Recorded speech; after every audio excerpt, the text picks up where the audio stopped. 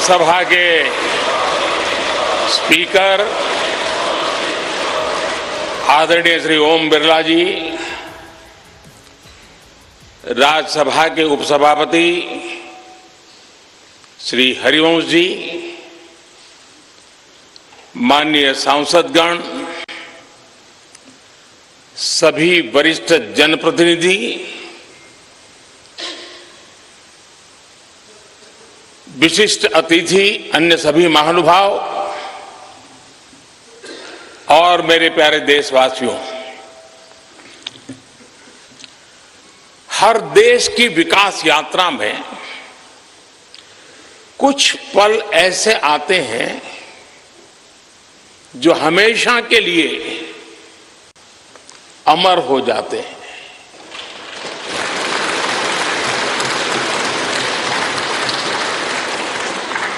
कुछ तारीखें समय के ललाट पर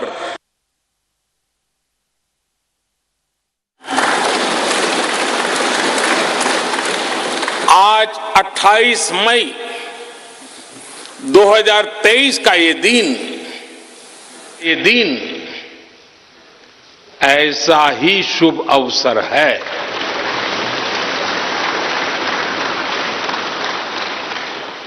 देश आजादी के 75 वर्ष होने पर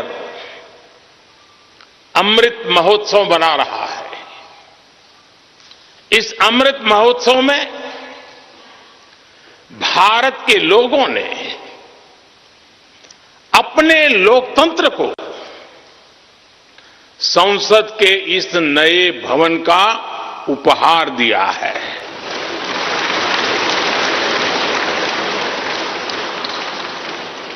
आज सुबह ही संसद भवन परिसर में सर्वपंथ प्रार्थना हुई है। मैं सभी देशवासियों को भारतीय लोकतंत्र के इस स्वर्णिम क्षण की बहुत बहुत बधाई देता हूं।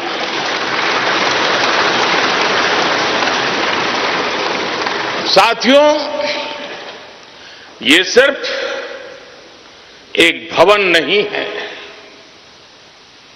ये 140 करोड़ भारतवासियों की आकांक्षाओं और सपनों का प्रतिबिंब है।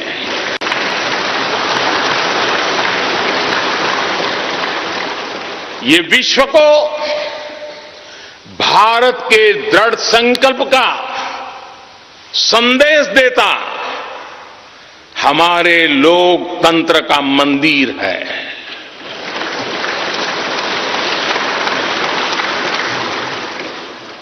ये नया संसद भवन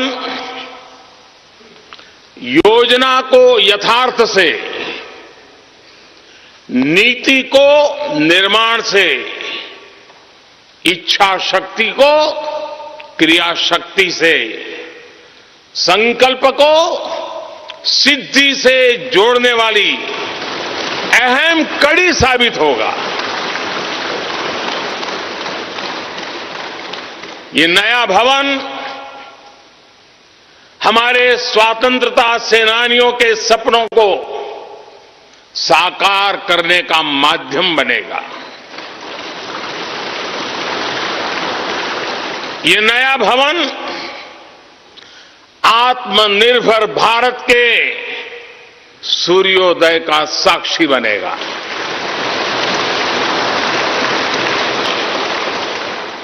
ये नया भवन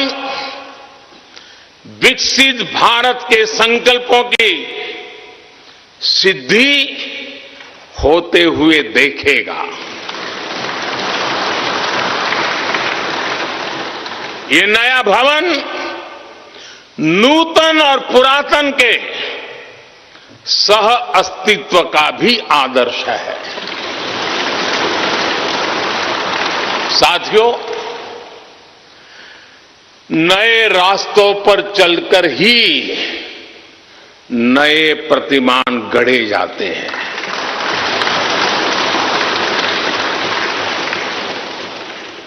आज नया भारत नए लक्ष्य तय कर रहा है, नए रास्ते गढ़ रहा है। नया जोश है, नया उमंग है, नया सफर है, नई सोच है। दिशा नई है, दृष्टि नई है, संकल्प नया है, विश्वास नया है।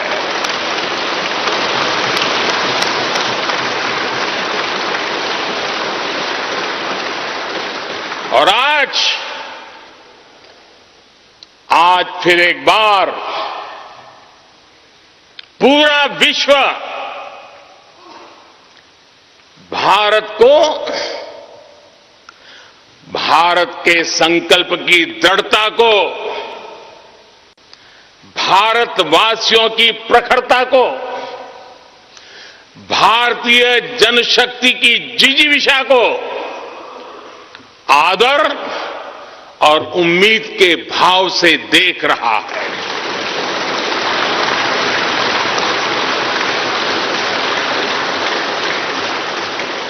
जब भारत आगे बढ़ता है तो विश्व आगे बढ़ता है।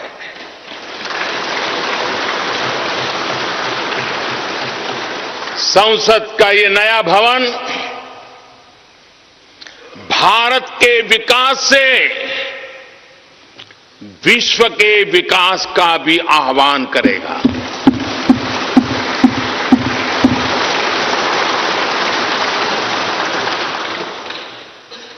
साथियों, आज इस ऐतिहासिक अवसर पर कुछ देर पहले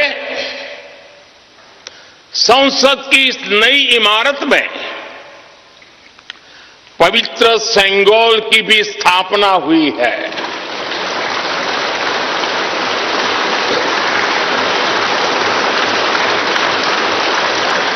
महान चोल साम्राज्य में सेंगोल को कर्तव्य पथ का, सेवा पथ का,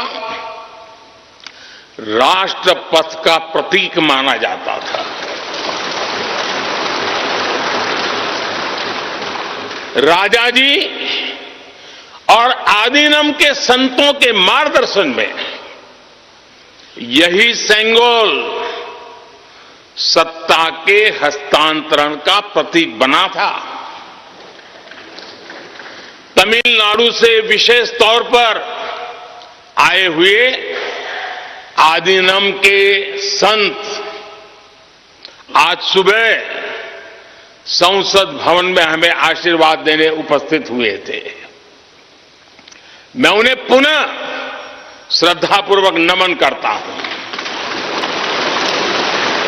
उनके ही मार्गदर्शन में लोकसभा में ये पवित्र सेंगोल स्थापित हुआ है। पिछले दिनों मीडिया में इसके इतिहास से जुड़ी बहुत सारी जानकारी उजागर हुई है। मैं इसके विस्तार में नहीं जाना चाहता हूं, लेकिन मैं मानता हूं ये हमारा सौभाग्य है कि इस पवित्र सेंगोल को हम उसकी गरिमा लौटा सके हैं, उसकी मान मर्यादा लौटा सके हैं। जब भी इस संसद भवन में कार्रवाई शुरू होगी, ये सेंगोल हम सभी को प्रेरणा देता रहेगा। साथियों, भारत एक लोकतांत्रिक राष्ट्र ही नहीं बल्कि लोकतंत्र की जननी भी है, मदर ऑफ डेमोक्रेसी भी है। भारत आज वैश्विक लोकतंत्र का भी बहुत बड़ा आधार है। लोकतंत्र हमारे लिए सिर्फ एक व्यवस्था नहीं, एक संस्कार है, एक विचार है, एक परंपरा है। हमारे वेद हमें सभाओं और समितियों के लोकतांत्रिक आदर्श सिखाते हैं। महाभारत जैसे ग्रंथों में गणों और गणतंत्रों की व्यवस्था का उल्लेख मिलता है। हमने वैशाली जैसे गणतंत्रों को जीकर दिखाया है। हमने भगवान बसवेश्वर के अनुभव मंटपा को अपना गौरव माना है। तमिलनाडु में मिला 900 ईस्वी का शिलालेख आज भी हर किसी को हैरान कर देता है। हमारा लोकतंत्र ही हमारी प्रेरणा है। हमारा संविधान ही हमारा संकल्प है। इस प्रेरणा, इस संकल्प की सबसे श्रेष्ठ प्रतिनिधि अगर कोई है तो ये हमारी संसद है। और ये संसद देश की जिस समृद्ध संस्कृति का प्रतिनिधित्व करती है उसका उद्घोष करती है। शेते निपद्यमानस्य शेते निपस्य मानस्य चराति चर्त भगः चरैवेति चरैवेति चरैवेति।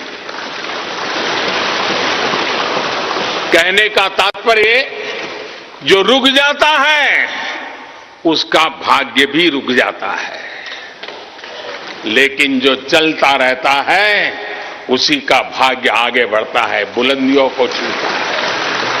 और इसलिए चलते रहो, चलते रहो। गुलामी के बाद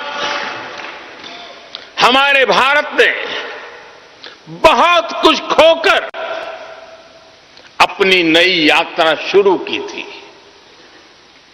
वो यात्रा कितने ही उतार चढ़ावों से होते हुए, कितनी ही चुनौतियों को पार करते हुए आजादी के अमृत काल में प्रवेश कर चुकी है। आजादी का यह अमृत काल विरासत को सहेजते हुए विकास के नए आयाम गढ़ने का अमृत काल है। आजादी का यह अमृत काल देश को नई दिशा देने का अमृत काल है। आजादी का यह अमृत काल अनंत सपनों को, असंख्य आकांक्षाओं को पूरा करने का अमृत काल है। इस अमृत काल का आह्वान है, इस अमृत काल का आह्वान है मुक्त मातृभूमि को, मुक्त मातृभूमि को नवीन प्राण चाहिए, नवीन पर्व के लिए नवीन प्राण चाहिए। मुक्त गीत हो रहा, मुक्त गीत हो रहा नवीन राग चाहिए, नवीन पर्व के लिए नवीन प्राण चाहिए।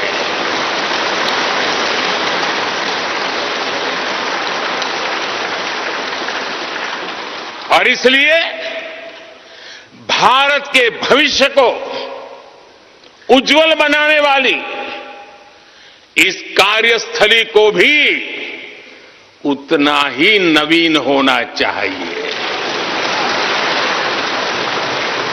आधुनिक होना चाहिए। साथियों, एक समय था जब भारत दुनिया के सबसे समृद्ध और वैभवशाली राष्ट्रों में गिना जाता था। भारत के नगरों से लेकर महलों तक, भारत के मंदिरों से लेकर मूर्तियों तक, भारत का वास्तु भारत की विशेषज्ञता का उद्घोष करता था। सिंधु सभ्यता के नगर नियोजन से लेकर मौर्यकालीन स्तंभों और स्तूपों तक, चोल शासकों के बनाए भव्य मंदिरों से लेकर जलाशयों और बड़े बांधों तक भारत का कौशल विश्व भर से आने वाले यात्रियों को हैरान कर देता था। लेकिन सैकड़ों साल की गुलामी ने हमसे हमारा ये गौरव छीन लिया। एक ऐसा भी समय आ गया जब हम दूसरे देशों में हुए निर्माण को देखकर मुग्ध होने लग गए। 21वीं सदी का नया भारत बुलंद हौसले से भरा हुआ भारत अब गुलामी की उस सोच को पीछे छोड़ रहा है। आज भारत प्राचीन कला की उस गौरवशाली धारा को एक बार फिर अपनी तरफ मोड़ रहा है और संसद की ये नई इमारत इस प्रयास का जीवंत प्रतीक बनी है। आज नए संसद भवन को देखकर हर भारतीय गौरव से भरा हुआ है। इस भवन में विरासत भी है, वास्तु भी है, इसमें कला भी है, कौशल भी है, इसमें संस्कृति भी है और संविधान के स्वर भी है। आप देख रहे हैं कि लोकसभा का आंतरिक हिस्सा, यहां भी देखिए, यहां भी देखिए, राष्ट्रीय पक्षी मोर पर आधारित है। राज्यसभा का आंतरिक हिस्सा राष्ट्रीय फूल कमल पर आधारित है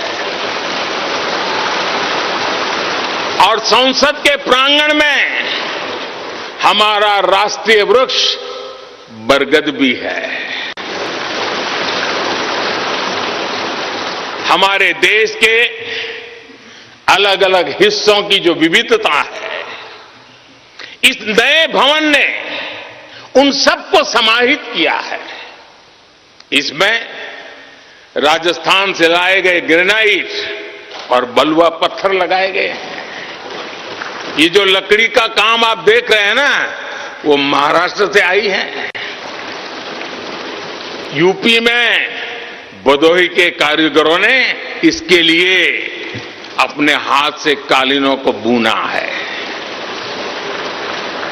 एक तरह से इस भवन के कण कण में हमें एक भारत श्रेष्ठ भारत की भावना के दर्शन हुए।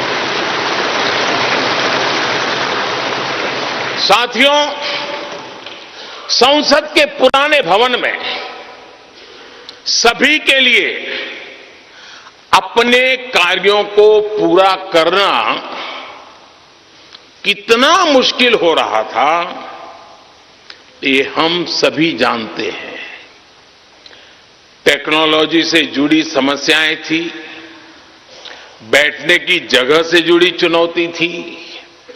इसलिए ही बीते 1.5-2 दशकों से ये चर्चा लगातार हो रही थी कि देश को एक नए संसद भवन की आवश्यकता है।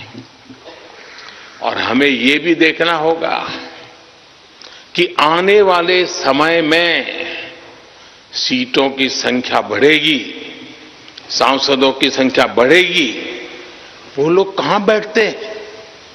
और इसलिए ये समय की मांग थी कि संसद की नई इमारत का निर्माण किया जाए। और मुझे खुशी है कि भव्य इमारत आधुनिक सुविधाओं से पूरी तरह लैस है। आप देख रहे हैं कि इस समय भी इस हॉल में सूरज का प्रकाश सीधे आ रहा है, बिजली कम से कम खर्च हो, हर तरफ लेटेस्ट टेक्नोलॉजी वाले गैजेट्स हों, इन सभी का इसमें पूरा ध्यान रखा गया है। साथियों, आज सुबह ही मैं इस संसद भवन को बनाने वाले श्रमिकों के एक समूह से मिला हूं। इस संसद भवन ने करीब 60,000 श्रमिकों को रोजगार देने का भी काम किया है।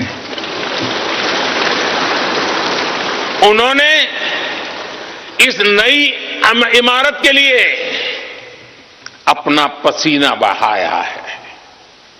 मुझे खुशी है कि इनके श्रम को समर्पित एक डिजिटल गैलरी भी संसद में बनाई गई है और विश्व में शायद ये पहली बार हुआ होगा।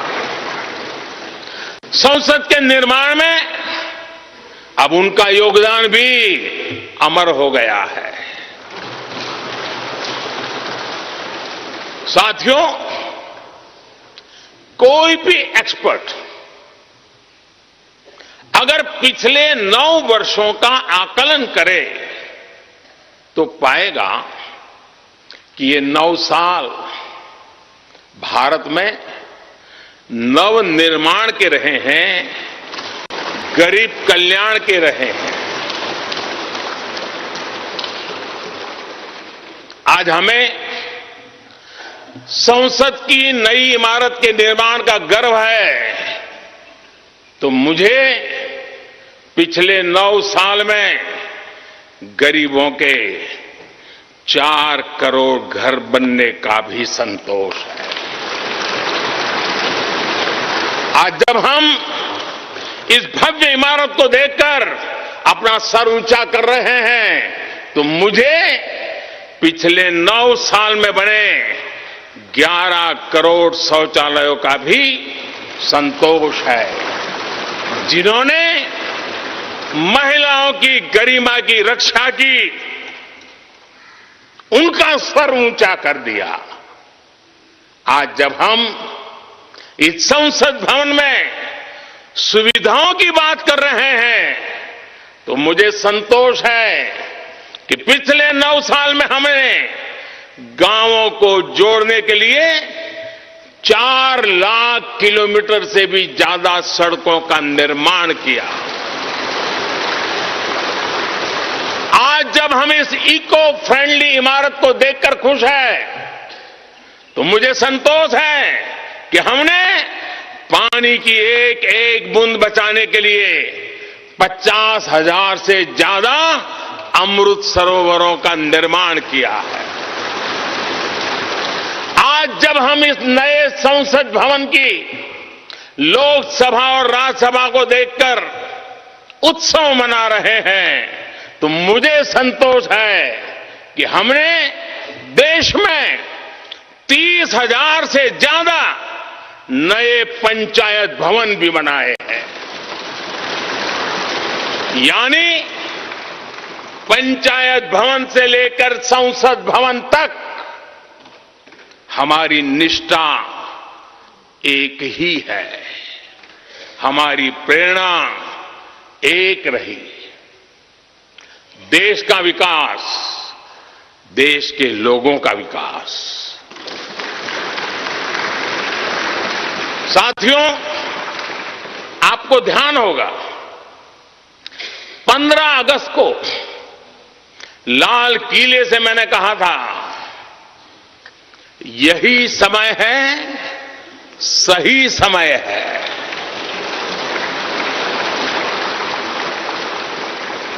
हर देश के इतिहास में ऐसा समय आता है जब देश की चेतना नए सिरे से जागृत होती है।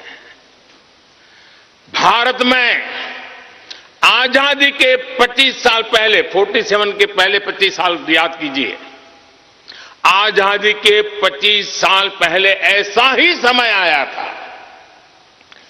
गांधी जी के असहयोग आंदोलन ने पूरे देश को एक विश्वास से भर दिया था।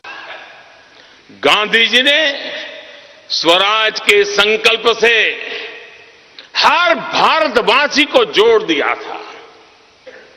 ये वो दौर था जब हर भारतीय आजादी के लिए जी जान से जुट गया था। इसका नतीजा हमने 1947 में भारत की आजादी के तौर पर देखा। आजादी का ये अमृतकाल भी भारत के इतिहास का ऐसा ही पड़ाव है। आज से 25 साल बाद भारत अपनी आजादी के 100 वर्ष पूरे करेगा। हमारे पास भी 25 वर्ष का अमृत कालखंड है। इन 25 वर्षों में हमें मिलकर भारत को विकसित राष्ट्र बनाना है।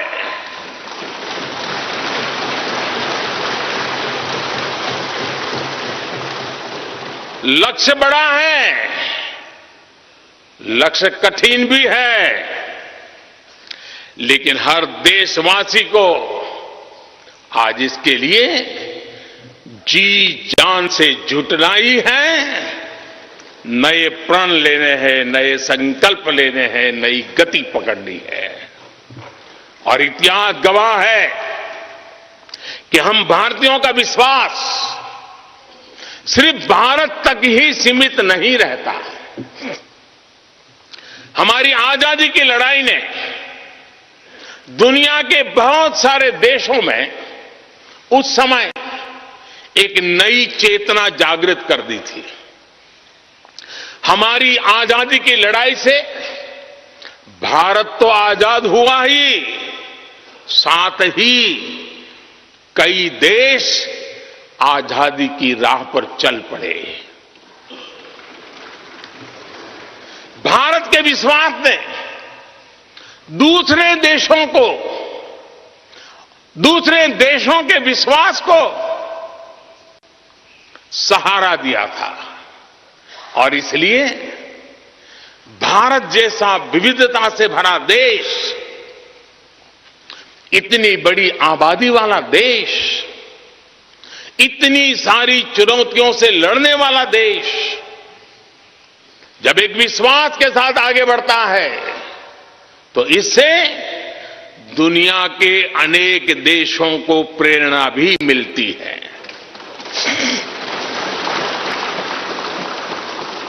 भारत की हर सफलता आने वाले दिनों में दुनिया के अलग अलग भूभाग में अलग अलग देशों की सफलता के रूप में प्रेरणा का कारण बनने वाली है। आज यदि भारत तेजी से गरीबी दूर करता है तो ये कई देशों को गरीबी से बाहर आने की प्रेरणा भी देता है। भारत का विकसित होने का संकल्प कई और देशों का संबल बनेगा। इसलिए भारत की जिम्मेदारी और बड़ी हो जाती है। और साथियों, सफलता की पहली शर्त सफल होने का विश्वास ही होती है। ये नया संसद भवन इस विश्वास को नई बुलंदी देने वाला है। ये विकसित भारत के निर्माण में हम सभी के लिए नई प्रेरणा बनेगा। ये संसद भवन हर भारतीय के कर्तव्य भाव को जागृत करेगा।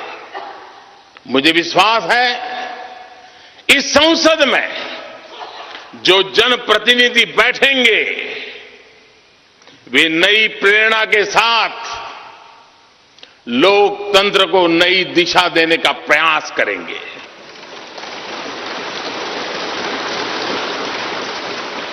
हमें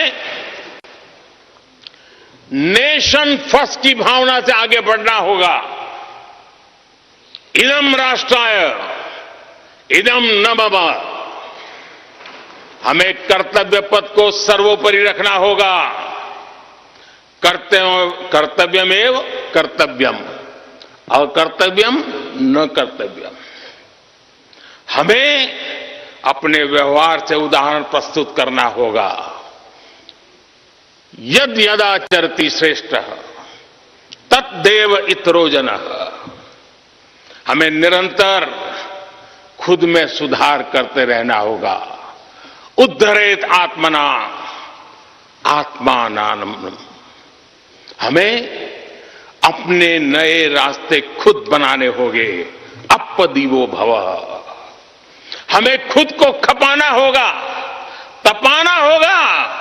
तपसो ही परम नास्ति तपसा बिंदते महत।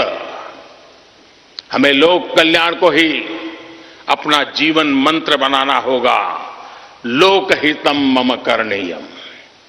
जब संसद के इस नए भवन में हम अपने दायित्वों का ईमानदारी से निर्वहन करेंगे तो देशवासियों को भी नई प्रेरणा मिलेगी। साथियों, दुनिया के सबसे बड़े लोकतंत्र को यह नई संसद एक नई ऊर्जा और नई मजबूती प्रदान करेगी। हमारे श्रमिकों ने अपने पसीने से इस संसद भवन को इतना भव्य बना दिया है। अब हम सभी सांसदों का दायित्व है कि इसे अपने समर्पण से और ज्यादा दिव्य बनाएंगे।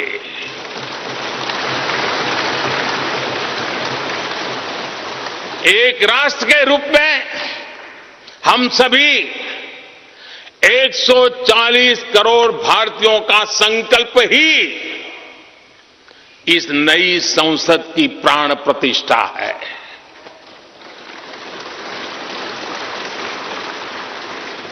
यहां होने वाला हर निर्णय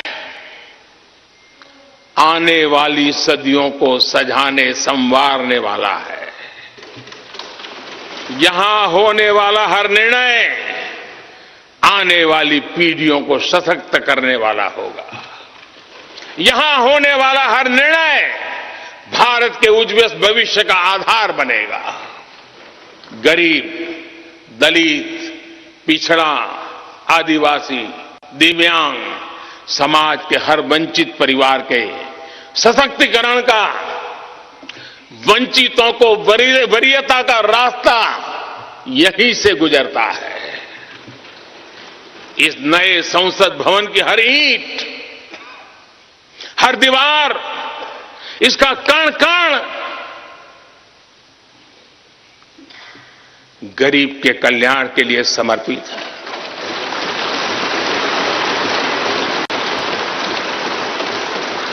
अगले 25 वर्षों में संसद के इस नए भवन में बनने वाले नए कानून भारत को विकसित भारत बनाएंगे। इस संसद में बनने वाले कानून भारत को गरीबी से बाहर निकालने में मदद करेंगे। इस संसद में बनने वाले कानून देश के युवाओं के लिए, महिलाओं के लिए नए अवसरों का निर्माण करेंगे। मुझे विश्वास है संसद का यह नया भवन नए भारत के सृजन का आधार बनेगा। एक समृद्ध, सशक्त और विकसित भारत नीति, न्याय, सत्य, मर्यादा और कर्तव्य पथ पर और सशक्त होकर चलने वाला भारत। मैं समस्त भारतवासियों को नए संसद भवन की फिर से बहुत बहुत बधाई देता हूं। धन्यवाद।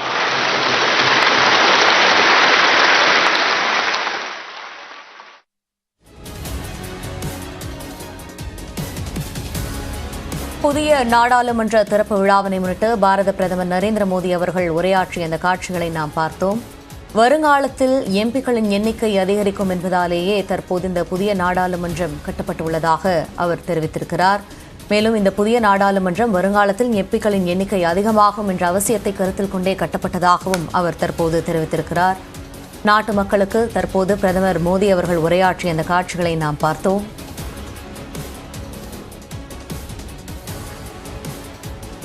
பதினோரு கோடி குடும்பங்களுக்கு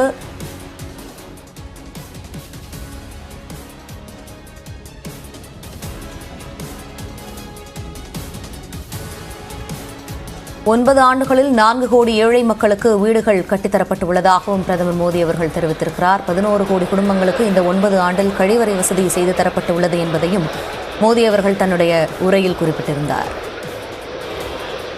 இன்றைய தினம் இந்தியாவில் வரலாற்று சிறப்புமிக்க ஒரு நாள் என்றும் அவர் தனது உரையில் குறிப்பிட்டிருந்தார். புதிய நாடாளுமன்ற கட்டிடத்தை திறந்து வைத்து செங்கோலை நிறுவி தற்போது பாரத பிரதமர் நரேந்திர மோடி அவர்கள் உரையாற்றிய அந்த காட்சிகளை நாம் நேரலையில் பார்த்துக் கொண்டிருக்கிறோம்.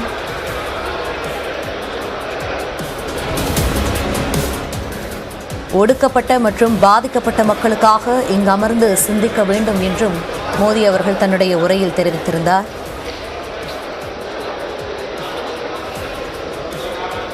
புதிய இந்தியாவின் அடித்தளமாக இந்த புதிய நாடாளுமன்றம் திகழும் என்றும் அவர் தெரிவித்திருக்கிறார்.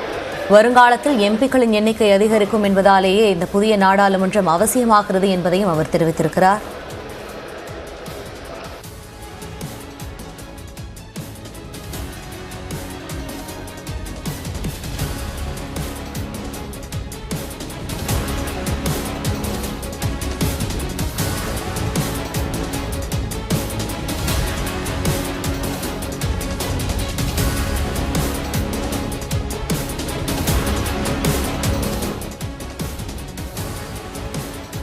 अभी यहाँ से जारी किया गया है और साफ तौर पर एक समृद्ध भारत के लिए